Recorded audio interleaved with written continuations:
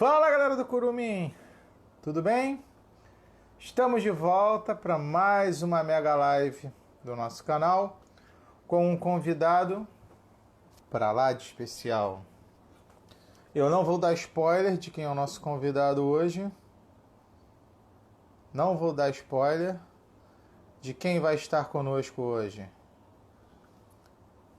O nosso convidado hoje é o grande Leonardo Camilo, dublador, ator, diretor de dublagem e um tanto de outras coisas também, vários predicados. É um cara multifacetado que é difícil a gente defini-lo em 3 ou 4 palavras, certo? Só estamos esperando o nosso convidado aparecer online aqui. Ele já apareceu, já está conosco aqui. Vamos convidá-lo. Eu vou colocar aqui o nosso post fixo, ok? Só que o Instagram não deixa, está mandando aguardar a nossa conexão. Salve, mestre Leonardo Camilo, boa noite. Tudo bem? Boa noite, como vamos? Tudo bem? Vamos, tudo ótimo agora, tudo devidamente bem. Pô, maravilha, Cadu. Ótimo. Enorme aí, esse teu convite me honra bastante. Nada, que isso. A gente que tem o prazer de ter a presença de um artista, na verdade, não, é difícil defini-lo apenas por um predicado, mas um artista no lato senso completo conosco aqui, é um grande prazer. Obrigado, obrigado. Estou aqui à sua disposição. Beleza, eu vou trazer algumas perguntinhas, até me preparei agora para isso, para ficar apto, Bom, muito bom. né? Você E, me dá um segundo que eu vou aqui pegar uma coisa que eu acho que vai ser legal. claro, Eu vou pegar. Já claro, estamos ao vivo? Já estamos ao vivo? já estamos ao vivo. Aguardem aí que vem uma surpresinha. Peraí. Ah, lá vem o nosso querido Leonardo Camilo com uma surpresa para nós. O que será? Eu também não sei. Enfim, nada menos do que o cara que deu voz ao Wiki de Fênix e a alguns outros personagens que nós vamos citar aqui, né? Enfim, um artista completo. A gente vai abordar muito sobre essa trajetória do Léo Camilo, que é fantástica. Ok? Ele foi pegar uma surpresa para nós. Olha aí, ó, galera. Isso aí. Isso aí. É isso aí, a proteção acima de tudo, né, mestre? Proteção e quem puder fica em casa, aquelas frases que já estão batidas, estão valendo ainda, porque essa pandemia toda aí, isso está realmente chegando muito próximo de nós todos, então a gente tem que ter muito cuidado mesmo, É verdade. né? Isso aí. É, Leonardo, eu queria começar o nosso bate-papo com uma pergunta que eu acho que é muito interessante, principalmente para aquelas pessoas que olham para você ou escutam sua voz e se interessam nisso tudo. E eu acho que é uma curiosidade válida, que seria quais foram as suas influências e o que lhe levou ao ofício de dublador e ator. Ou melhor, ator e dublador, né? Primeiro ator e depois dublador, vamos dizer assim. Maravilha. Então, uma vez dado o recado aqui da máscara, eu vou deixar ela aqui de lado. Deixa lá do lado que daqui a pouco a gente vai falar sobre isso. Maravilha, maravilha. Então, Cadu, eu comecei muito jovem, né? Eu já venho assim, a minha verve artística, ela aconteceu assim realmente muito jovem. Eu com 12 anos de idade, na época morava em Manaus. Eu nasci no Rio de Janeiro, né? Mas morei em muitos lugares do Brasil porque o meu pai viajava muito por conta do trabalho dele. E eu, muito garoto, estava em Manaus e eu gostava muito daquela coisa da televisão. E na época era muito rudimentar, mas existiam aqueles programas de humor. E eu já, naquele tempo, eu já começava a imitar aquele pessoal. Eu fazia uns esquetezinhos assim de humor. E eu pedia para as babás lá da vila que a gente morava para trazer as criancinhas pequenas.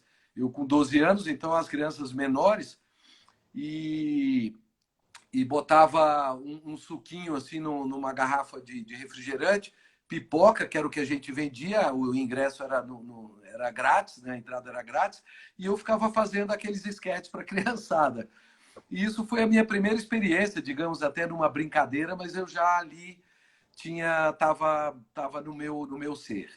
Quando foi 2 anos depois, eu estava em Recife, já com 14 anos. Um belo dia, eu passei na frente de um teatro e eu senti uma energia muito boa, assim, uma coisa que me atraiu demais.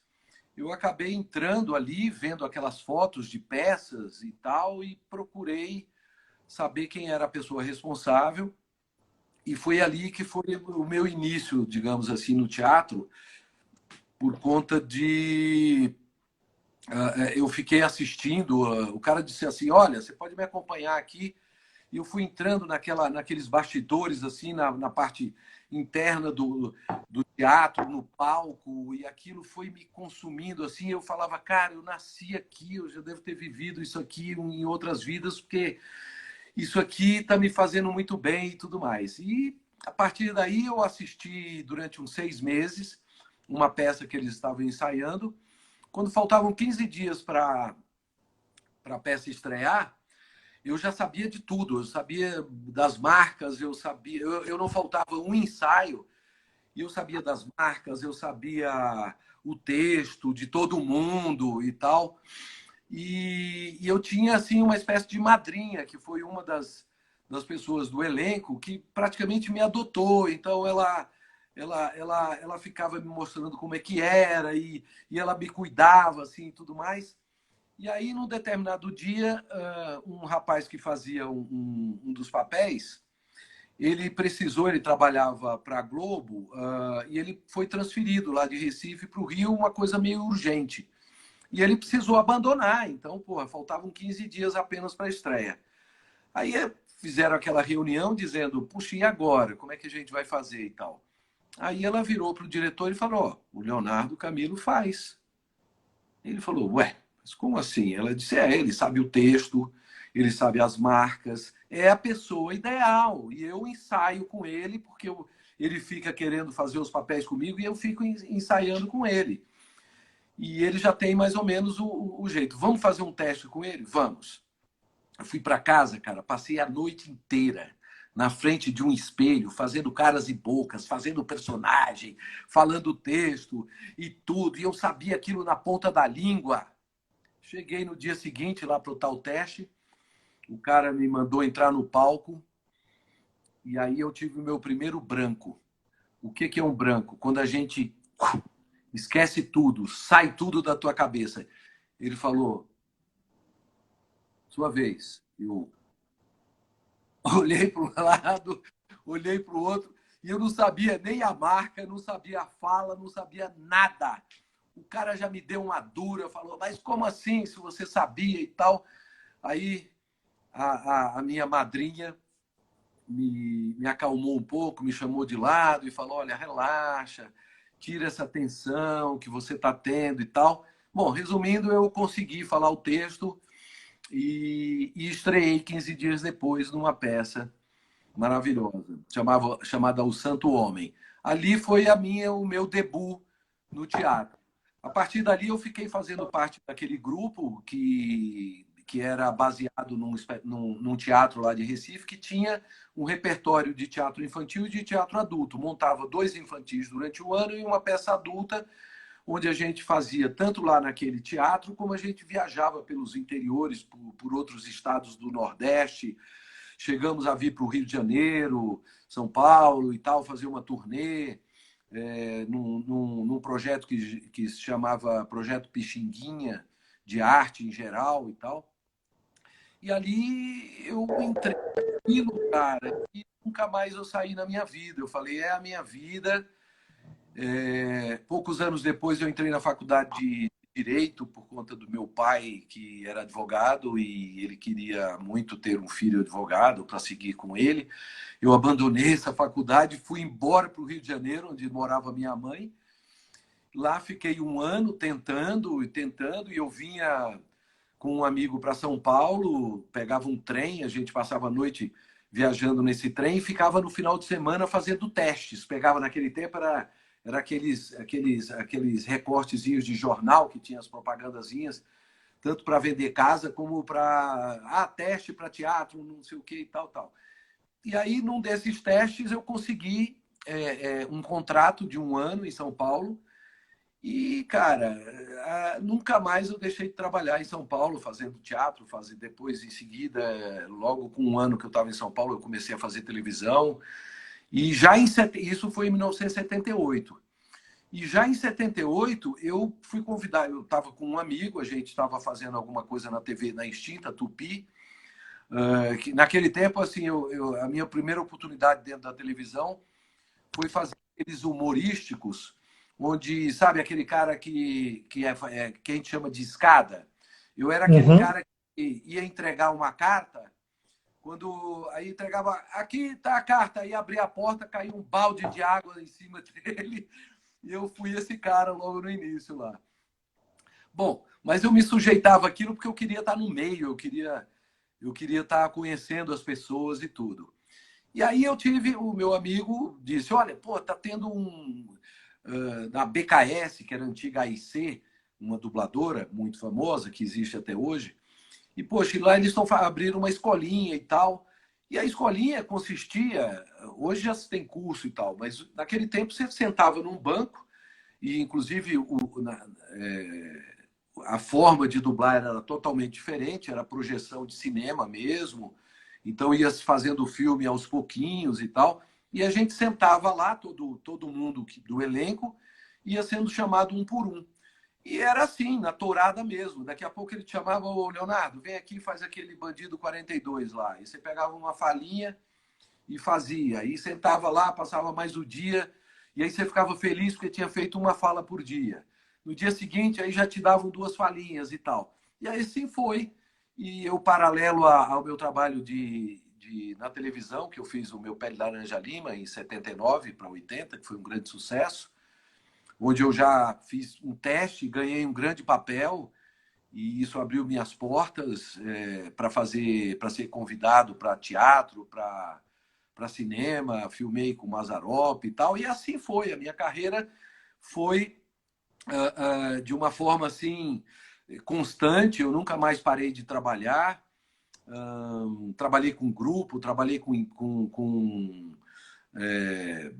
companhias de teatro, me envolvi muito com a parte que eu gosto muito, que é de escrever. Eu escrevo para teatro desde então, eu dirigi muita coisa também. Então, a coisa foi indo de uma forma natural e eu sempre me envolvendo com o teatro, com a televisão, com a dublagem, ia fazendo as coisas paralelas, né? Porque sabe que o trabalho do ator ele tem essa coisa de você estar sempre em várias áreas do teu trabalho.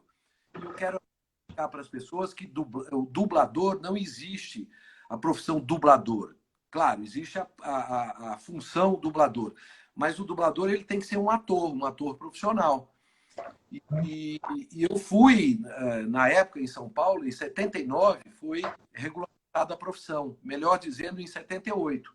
E já no iníciozinho de 79, eu regulamentei o meu trabalho, e sou ator regulamentado e profissional desde então. Então é isso, aí a minha profissão foi seguindo. Chegou um momento da minha vida que eu tinha que optar, a dublagem começou a crescer muito os trabalhos. Eu tinha aquela coisa de ter trabalho constante e tudo.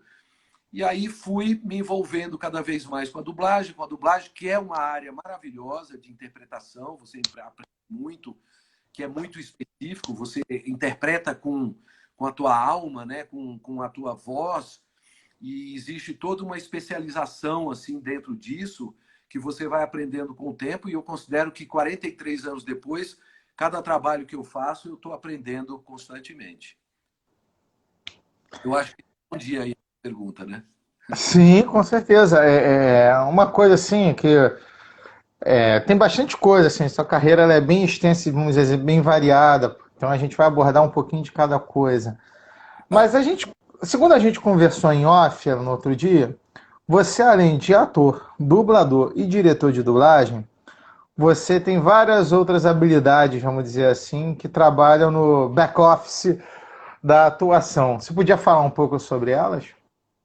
É, você diz assim, na minha área por exemplo, como autor Ilu- teatral, coisas. Iluminador, que você citou seu conhecimento É, todo como iluminador. exatamente. Essa experiência, ela aconteceu nesse grupo lá de Recife, que lá em Recife não existe um teatro profissional, assim. Existe o teatro que a gente chama de semi-profissional, que não é um grupo compromissado e que as pessoas se reúnem e montam uma peça como se fosse de escola e tudo.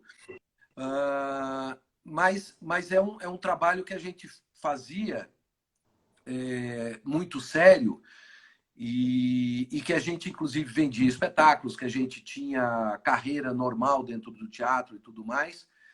E aí, como era no caso, semi-profissional, não existia uma estrutura financeira para, por exemplo, você ter lá o iluminador contratado, o cenógrafo contratado, né? Essas pessoas não existiam, acabavam sendo as habilidades de cada ator daqueles. Então, um tinha mais habilidade com figurino e fazia o figurino das peças, o outro tinha. E eu comecei, a minha primeira experiência foi assim, ajudar mesmo, porque eu gostava de tudo que se relacionava ao teatro.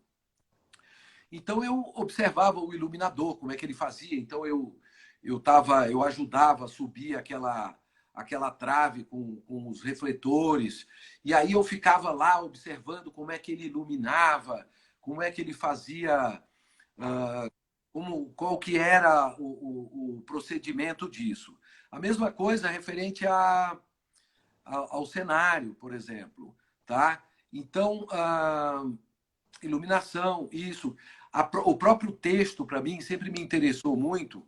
Eu que sou um cara muito ligado à literatura e tudo, desde moleque também, eu gostava muito de escrever as coisas. Então, para escrever teatro, eu li muita coisa de teatro. Para chegar a fazer uma iluminação, isso que eu trouxe mais para cá, né? Mais, digamos, mais para a minha vida de ator profissional e de profissional da arte, que engloba muito mais do que só ator. Eu estudei muito todas essas coisas. Eu sou autodidata, né, em tudo isso. E aí estudei iluminação, estudei cenografia. Eu sou muito ligado à arquitetura, que é uma área também muito artística, que eu considero assim, e de sensibilidade. Então, por exemplo, eu estudo, eu tenho muitos livros sobre arquitetura, eu acompanho muitos arquitetos, eu gosto de fazer. E aí, por exemplo, eu fiz um projeto de uma casa que eu construí na minha chácara, então eu fiz o meu projeto e consegui colocar ela assim, ela existir de fato. Então foi desde o desenho de rabiscar no papel até chegar a fazer o projeto propriamente dito. Aí eu contratei um engenheiro para fazer o projeto de engenharia, uma arquiteta para poder fazer as medidas certinhas, porque essa parte é mais de quem realmente é profissional disso.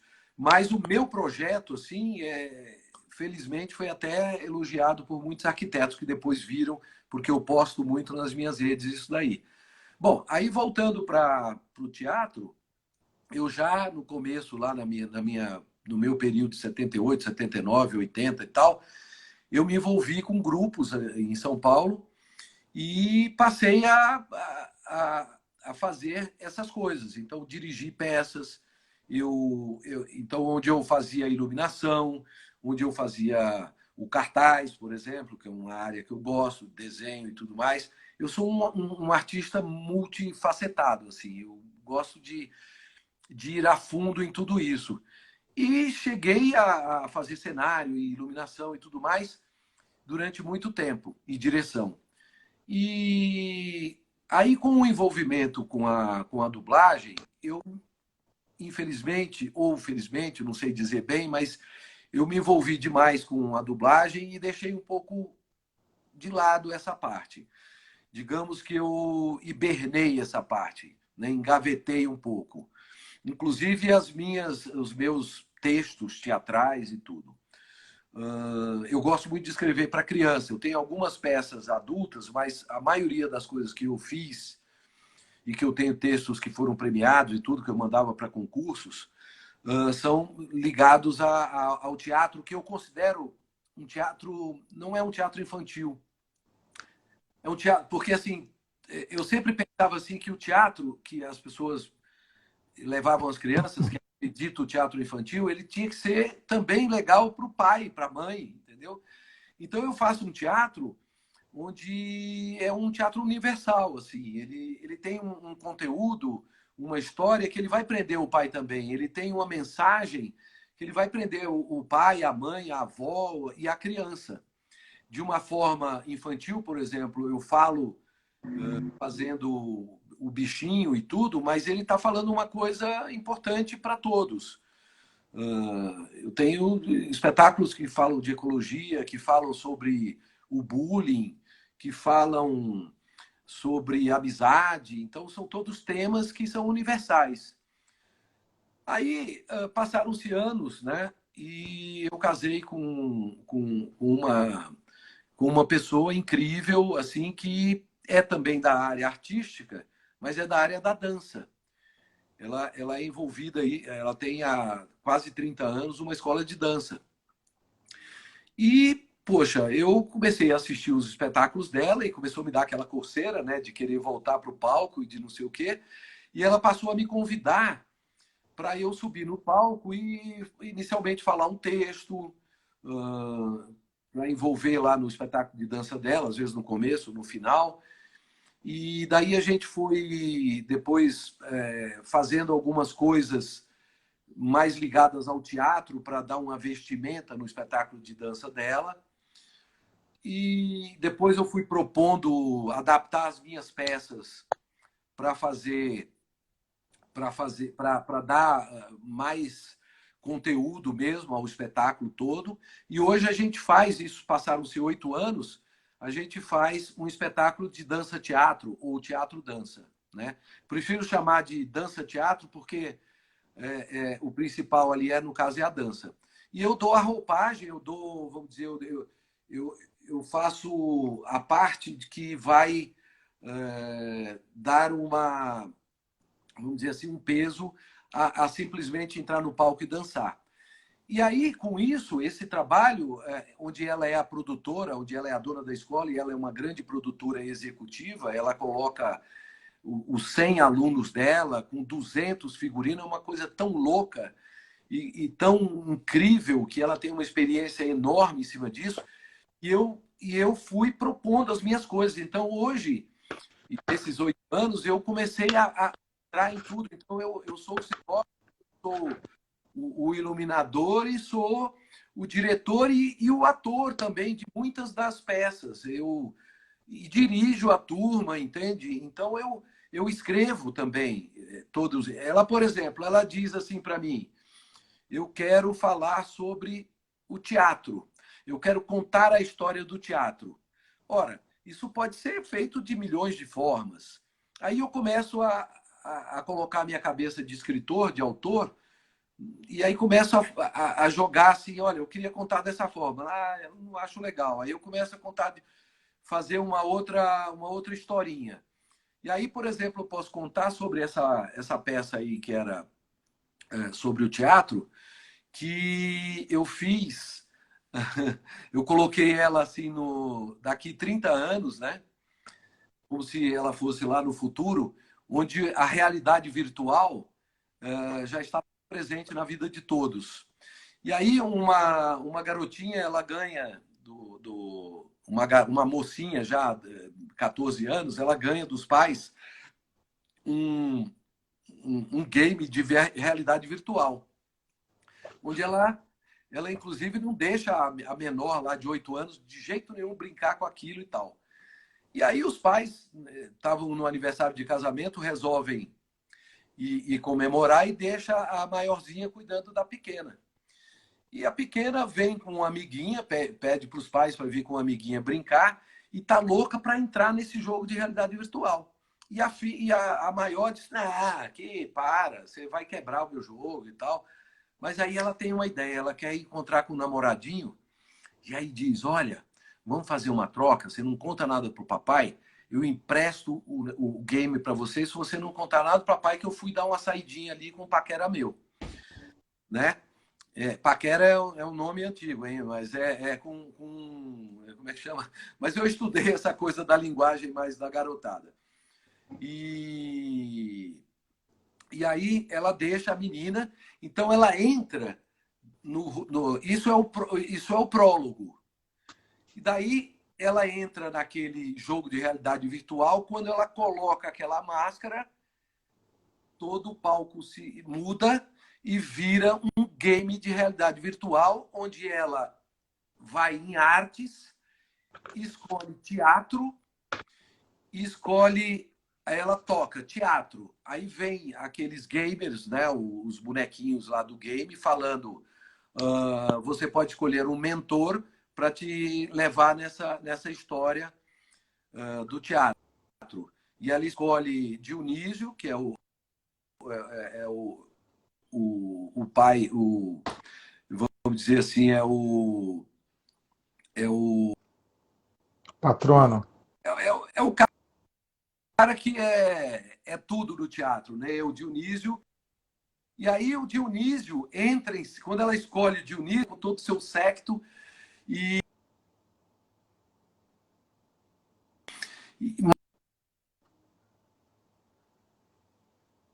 desde o tempo da Grécia Antiga até os dias atuais. E nós terminamos a peça com o Dionísio conversando com Ariano Suassuna, numa conversa no tempo. E assim eu conto a história do teatro de uma forma inusitada, num game de Com realidade certeza. virtual, não é? E é assim que eu vou Não, fazendo, muito legal. vou montando. É isso. E assim eu fui também. Esse ano, por exemplo, nós montamos um espetáculo onde 10 fêmeas do mundo animal se reúnem com a Mãe Terra embaixo de um baobá, que é a árvore da vida, para fazer alguma coisa pela humanidade que está destruindo o planeta.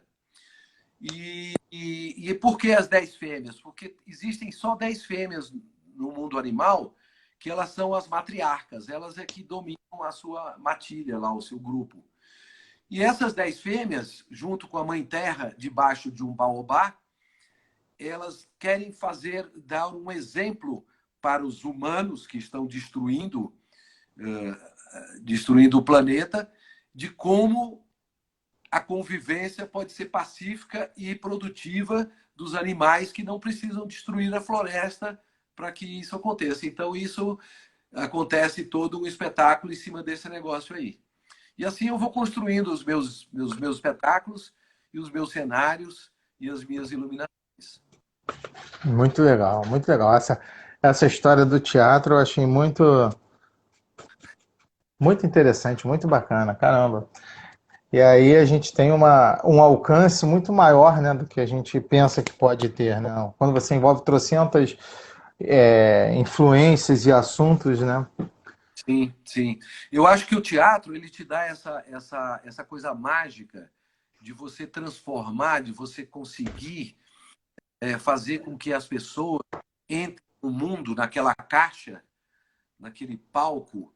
Você consegue transportar as pessoas e elas passam 2 horas ali sentado numa cadeira e elas entram naquilo e viajam, elas se emocionam, elas choram, elas riem e elas vivem, elas saem do seu mundo, que às vezes um está com um problema em casa, o outro tem cada um com seus problemas e tal, e ela consegue naquelas 1 hora, 2 horas de espetáculo sair do seu mundo e viver uma nova realidade. E isso é muito o teatro, e é uma coisa viva, né? O teatro, ele depende, o ator, ele depende do público. O público também, ele depende do ator ali em cena.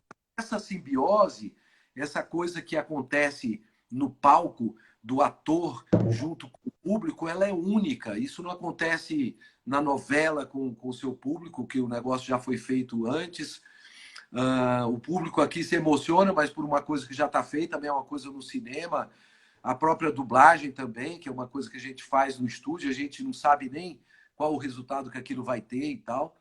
E o teatro não, o teatro é uma coisa viva, é uma coisa que está acontecendo ali e que todos os dias a peça, o ator, ele tem que se desnudar daquilo que ele fez ontem, que deu certo ou que deu errado, e fazer de novo ao vivo, e é uma coisa fantástica. Isso aí que é a maravilha e a magia do teatro. E é tão apaixonante por isso. Leonardo, eu queria abordar aqui, você é um cara que também tem uma carreira no cinema e você teve a possibilidade de atuar com ninguém menos que o Mazzaropi, né? O cara é um ícone, um ídolo, enfim, eu acho que ele é atemporal, talvez um dos mestres de muitos comediantes e de muitos atores que a gente tem hoje no Brasil. Como foi Sim. o trabalhar com esse monstro sagrado ali? Como era essa convivência? Você chegou a conhecê-lo? Como é que foi essa coisa toda? Cara, foi uma experiência fantástica, né? Uma experiência maravilhosa, assim, inesquecível. Em princípio, porque eu, quando garoto, eu pequeno, eu assistia os primeiros. Na minha época não existia nada de DVDs ou babá, ou TV a cabo, ou o que fosse, e tudo. Você tinha que ir para o cinema assistir os filmes, né? Você tinha que ir para o teatro ver as peças. Então, você tinha que estar presencialmente nas coisas. E eu era muito fã, eu sempre fui cinéfilo quando eu comecei a fazer o teatro. Então, quando eu não estava no teatro, eu estava vendo filmes. Entende? Eu saía do cinema, por exemplo, quando eu vi Grease, eu saía dançando, né? Eu vi naquela música e eu fazia, eu entrava no. Então, isso daí me consumia demais. Assim, eu era 100% ator e eu bebia de todas essas fontes. E o Mazzaropi foi também uma coisa assim que eu assisti muitos filmes de Mazzaropi, era fanzaço. Então, para mim, foi uma maravilha, assim, quando eu recebi um convite, graças à novela O Meu Pé de Laranja Lima, que a gente fez na Bandeirantes, de Ivani Ribeiro, né? Quer dizer, o autor não é Ivani Ribeiro, mas para a televisão Sim. foi adaptado por Ivani Ribeiro, uma grande escritora para a televisão de novelas e tal. E aí eu fiz, graças a Deus, eu tive muito sucesso nessa novela e eu recebi um convite, então, do pessoal da produção do Mazzaropi, porque ele estava procurando um ator com as minhas características para participar do filme dele. E então eu, pô, achei muito incrível, né? Eu ser convidado pela equipe do Mazzaropi e tudo mais. Então eu já tive essa sorte. Não fui nem fazer teste nem nada. Cheguei lá, os caras já tinham um contrato para mim e tudo mais. Marcaram a época, o período que ia ser filmado, e nós fomos para a fazenda do Mazzaropi, que era onde ele tinha o estúdio dele, que hoje virou o Museu Mazzaropi e tudo mais, lá em Taubaté. E nós ficamos durante 40 dias alojados lá. E assim que eu cheguei, eu já tive contato logo. O Mazzaropi era uma pessoa extremamente educada, extremamente simples, muito acessível. Então ele chegou já no carrão dele lá com o seu motorista, que ele no alto da colina dessa fazenda tinha a casa dele lá que ele ficava durante esse período. E na parte mais baixa, onde estavam os estúdios e tudo mais, também tinha a parte de alojamento. Todo o elenco ficava alojado lá e a gente filmava todos os dias e tinha aquela coisa, o momento do restaurante, o momento de jogar bola, o momento da gente divertir, o momento do bate-papo. E o Mazzaropi estava sempre envolvido, estava sempre no meio lá. Era uma pessoa incrível. E aí eu tive assim essa convivência de 40 dias no Mazzaropi, fui convidado para vários almoços que faziam lá na casa dele. Então teve essa convivência muito próxima, assim, né? Além da coisa de estar em cena com ele, sabe? De estar ali contracenando diretamente com o Mazzaropi. Eu fazia parte de um grupo, porque nesse era a Banda das Velhas Virgens, esse filme, que foi, aliás, o último filme que ele terminou. O próximo que ele fez, infelizmente, ele faleceu no meio das filmagens. Mas o pessoal da produção depois acabou, acho que, finalizando esse filme e conseguiram, que eles já tinham muitas imagens e tal. Mas o último filme dele, que ele terminou totalmente, foi A Banda das Velhas Virgens. E eu tô lá, era da parte, ele tinha, nesse filme, ele era o dono de um lixão, e que tinha toda a problemática dele, do filho que se apaixonou por uma dona de um cara, de um fazendeiro lá, e o cara não queria esse romance. E aí é toda a lição dele, de um cara simples, dono de um lixão, e eu era da equipe dele que estava lá no lixão e que participava, inclusive, de toda essa mudança de cabeça desse fazendeiro. Fiquei amigo então dos personagens, que era a filha do cara e não sei o quê. E era bem interessante esse envolvimento, então, assim, com o Mazzaropi, né? Era muito bacana, foi uma experiência maravilhosa. E para o meu currículo foi uma honra, assim, ter eu como fã, depois ser colega de Mazzaropi. Galera, quem está curtindo aí a nossa entrevista, na verdade é mais um bate-papo, né? Vamos lá, a gente pode se inscrever no nosso canal aí, acompanhar. Hoje o Leonardo Camilo está aqui com a gente, falando um pouco sobre teatro, televisão, cinema, dublagem e por aí vai. Tanta, mas assim, vai ser um bate-papo bem extenso, que não tem como você lidar com uma enciclopédia dessa, assim, você fazendo num tempo reduzido. Amanhã a gente vai ter um convidado também aqui muito legal, o Valu Vasconcelos, que é um produtor aqui nosso brasileiro, desenhista, faz animação fantástica, dá aula. Muito bacana, E bacana esse cara. Quando você postou aí, eu não conhecia o trabalho dele, andei vendo algumas coisas. Vale a pena, galera. Eu convido todo mundo aí a participar, porque realmente é um cara que tem muito aí para mostrar e é muito legal mesmo. ô Leonardo, assim, a gente não consegue falar, né? Como a gente também não consegue falar, a gente para falar no cinema teve que falar. Eu acho que foi um clássico que marcou uma época, que foi Meu Pé de Laranja Lima, Sim. né? Não tem como a gente não falar. Inclusive, você chegou. Quem fazia parte da novela também é o nosso querido Ulisses Bezerra, né? Que, para quem não sabe, depois veio a ser o irmão do Leonardo nos Cavaleiros do Zodíaco, né? Fazendo a voz do Shun de Andrômeda, enquanto o Leonardo era o Ikki de Fênix. Como é que. Vai aí que eu vou buscar uma coisa aqui legal. A Beleza, propósito. beleza, beleza. Então, para quem não sabe, esse é um trabalho clássico, né, do Leonardo. Ele já falou aqui, citou N vezes. E uma coisa que a gente vai fazer uma pergunta a ele, né, agora. Inclusive, galera, só para constar, em breve o Ulisses Bezerra vai estar aqui com a gente também. O nosso querido Shun de Andrômeda. Para quem está olhando aqui, ó, nesse cantinho aqui da tela, a gente já teve o nosso amigo Elcio Sodré, o Shiryu de Dragão, o Francisco Bretas, o Yoga de Cisne. Hoje nós temos Leonardo Camilo, o Wiki de Fênix. Em breve teremos o Ulisses, o Shun de Andrômeda. E eu queria convidar todo mundo também aí a ajudar a gente a conseguir. Vamos lá, vamos no Instagram, vamos pedir para a presença também do nosso querido Hermes Baroli, o Eterno Ceia de Pegasus, e a gente conseguir trazer todos os cavaleiros dos Cinco Cavaleiros de Bronze, né, que são personagens que marcaram a vida não só desses profissionais da voz que a gente está trazendo aqui, como também marcaram a vida de quem assistiu, sempre com uma mensagem muito especial, enfim, vamos lá. Várias, enfim, sobre amizade, companheirismo, não desistir dos seus sonhos, enfim, é sempre bem complexo.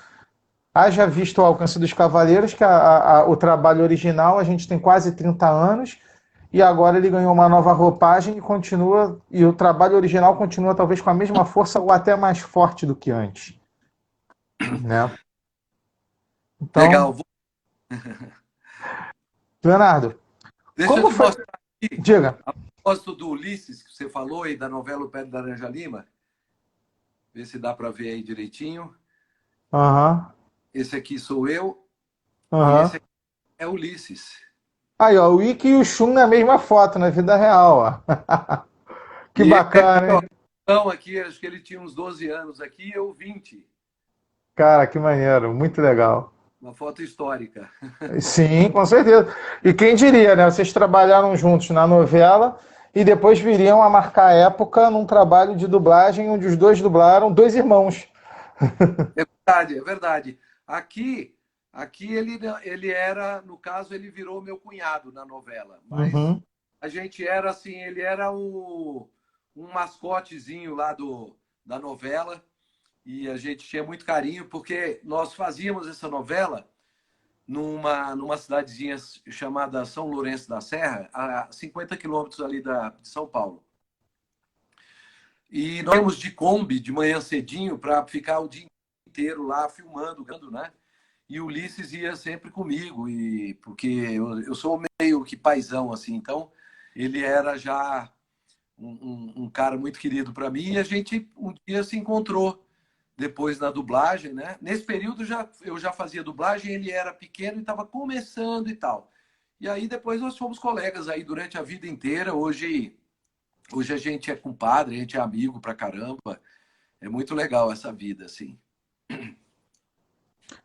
E já caindo mais agora pro lado da dublagem.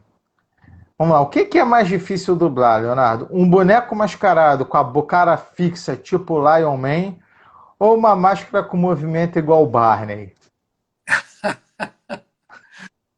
Olha, é complicado isso daí, mas assim, eu diria que o Barney ele tem uma facilidade. Aquele boneco roxo, né? Porque não confundir com o Barney do Fred Flintstone lá. Não, o Barney do dinossauro, Barney e seus Isso, amigos. Barney e os amigos.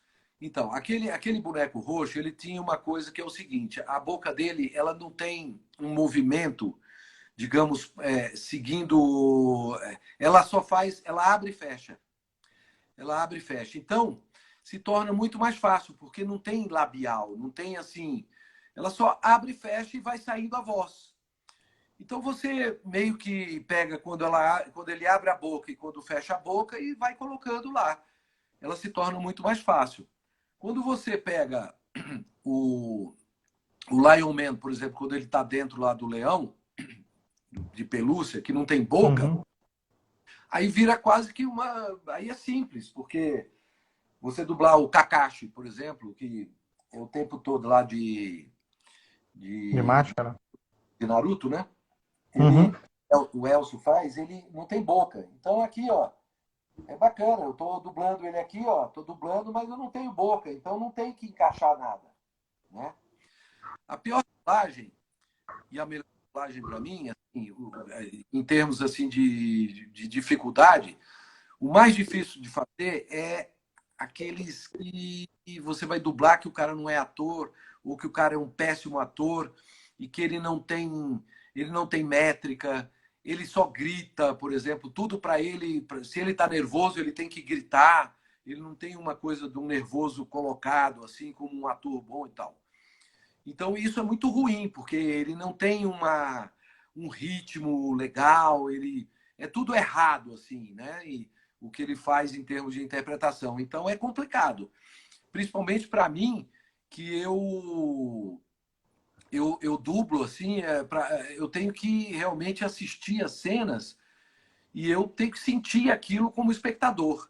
Se aquilo é uma cena tensa, se aquilo é uma cena que é cômica, se é uma cena romântica, eu sinto aquela cena como espectador e eu tento reproduzir exatamente como foi feito, fielmente à obra original, que é uma questão de respeito à obra, né? E agora, dublar um bom ator é uma maravilha, porque você respira com ele. Você consegue entrar naquele ator. Ele tem tudo no tempo certo. Ele demorou 2, 3 anos para filmar aquele negócio. Então ele fez tudo milimetricamente. Ele pensou cada fala daquela, cada movimento. Então você consegue fazer isso de uma forma muito,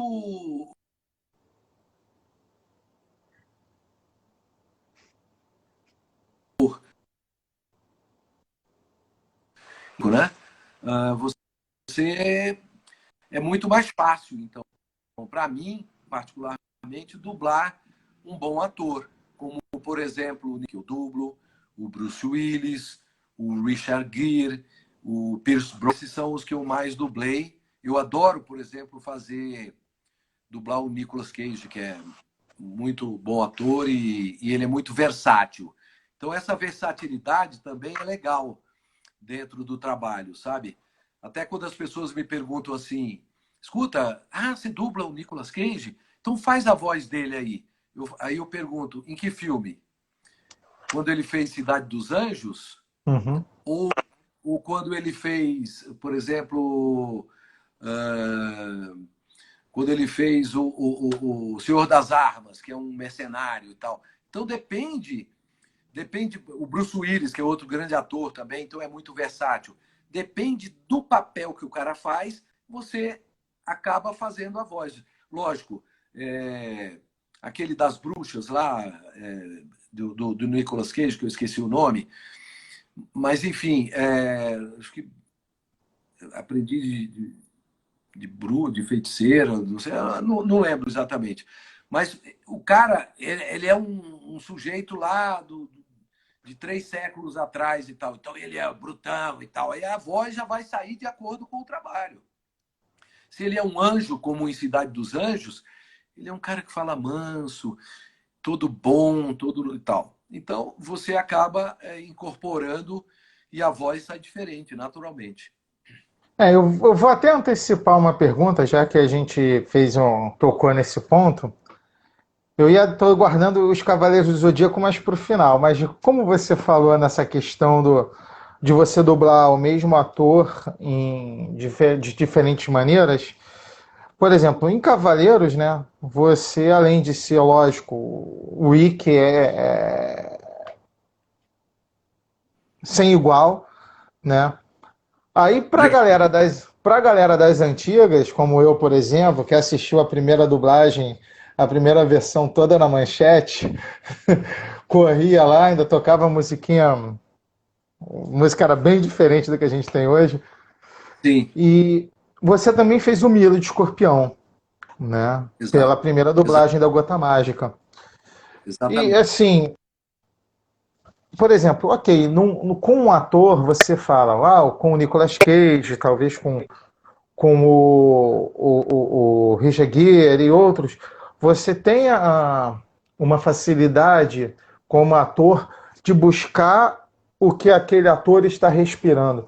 E no desenho animado, para você fazer no mesmo seriado, no mesmo, na mesma parte, vamos dizer, por exemplo, na Batalha das 12 Casas, onde os capítulos eram alternados, você o Ikki ele não podia parecer com o Milo. Como é que era essa questão de você fazer essa diferença da voz em personagens distintos, onde você não tem tanto um ator?